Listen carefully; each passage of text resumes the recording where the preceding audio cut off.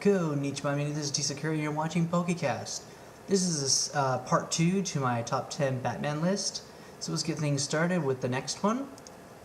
Going back to the live action movies, my next movie is from Tim Burton.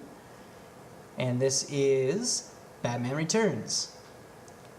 The reason why this is one is up there is because it has my second favorite Catwoman and Penguin inside this movie. Really enjoyed how Tim Burton was able to bring out the darker side of Gotham into the cities. That's what I personally one of my favorite versions of the live action Gotham. I like how Danny DeVito portrayed the Penguin. He did a great job of it. I really love how Catwoman was. I mean, just a fantastic way to see the supernatural side of Catwoman if it was supernatural. So that's what I really enjoyed about that. And in all, I think all the characters meshed pretty good. All the actors did a wonderful job of each of the characters. And just, when it comes down to also inspired one of the best Batman video games for, Super Nintendo, Sega Genesis. Unlike others, which, well, no, there was some other good ones, but after this one, it kind of died until we finally got to the 3D graphics and all that.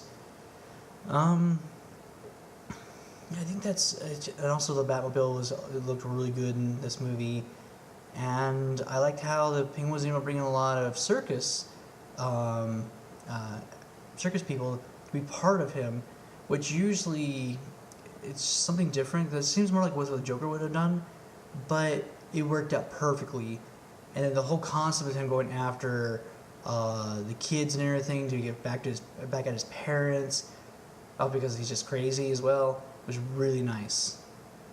And of course, the ending was one of the phenomenal endings I've seen in a Batman movie, where you just have Catwoman was like, okay, how about a kiss? As she's holding the live wire, just kills herself and the guy, and then we see her back alive. Once again, going with the Tim Burton, magical element of the Catwoman, but it was really nice, and the movie worked out quite well. So, going on to number 7, brings up one of the newer Batman movies. This is Batman Begins. I think for this movie, the reason why I enjoyed it with a lot of people is that this is the realistic Batman. If Batman was in our world today, what would he be like? And this is the movie that shows that point. I enjoyed the recreation of the origin. Why not him join up with, an assassin's group that can teach him how to be Batman instead of Batman just going to, who knows how many different senseis within the years that he was gone to learn his abilities. Or with other ones where his dad was actually the original Batman and he was the Robin, so he got trained by his father. This was just a really nice way of showing it, and I really enjoyed how, when he finally starts getting it down, I'm just like, okay, I have to be Bruce Wayne. Well, not be a party animal. There's no way that Batman who's serious would be this party animal. And when it comes to the villain, Scarecrow was done nicely on here. I mean, so simple, just direct to the point. It made sense. That's how he did everything. So that's why this one is number 7. I said number 7. Wow. Wow, I'm actually going backwards now. That's not good. One of those days. 10, 9, 8, 7, 6, 5, 4. That was number 4, sorry. Wow. Okay, moving on to number 3. Batman Year One. So, why would I choose this one as number 3? The reason being for this one is, when it comes down to it, we've seen enough Batman movies. There's been enough of them out. But they always forget one of the key characters in the Batman franchise, Gordon.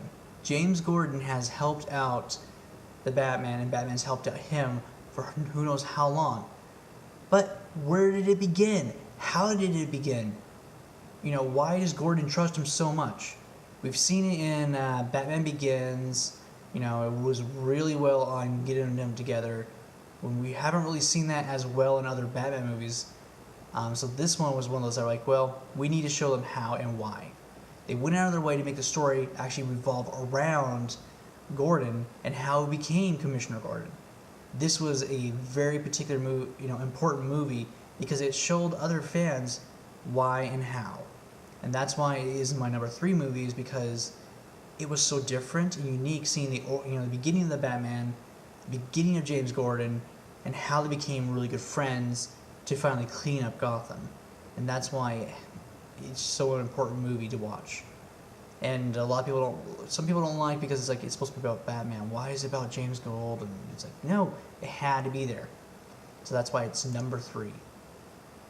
And let's see if I have enough time on my movie.